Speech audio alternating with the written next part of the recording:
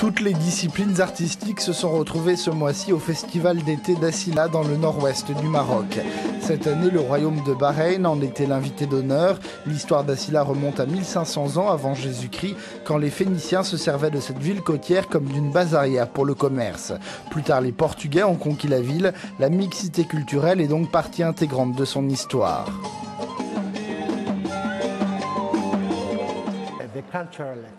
Il y a beaucoup d'échanges entre le royaume de Bahreïn et celui du Maroc. Nous avons voulu apporter un échantillon représentatif de notre diversité culturelle.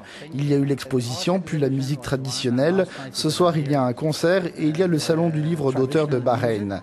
Nous avons essayé de faire en sorte que ce soit le plus riche possible.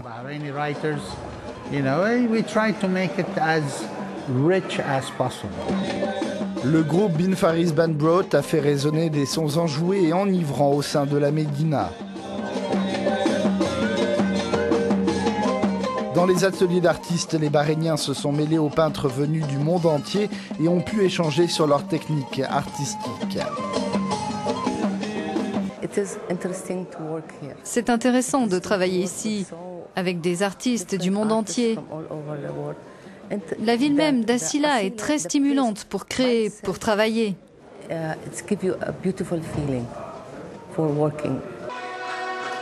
Autre première pour cette ville, un orchestre classique de Bahreïn a interprété des compositions originales, mêlant les instruments orientaux et occidentaux.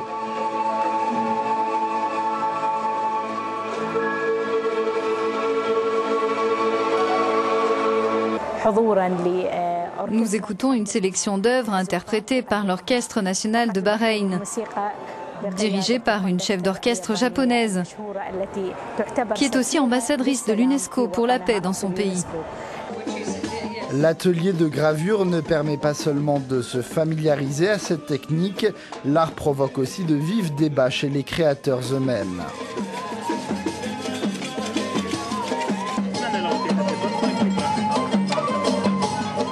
Les artistes de 10 pays différents ont joint leurs efforts pour réaliser ces peintures murales. L'été prochain, les murs de la Médina seront repeints en blanc, effaçant ainsi l'œuvre de cette année, mais laissant libre cours à d'autres inspirations artistiques.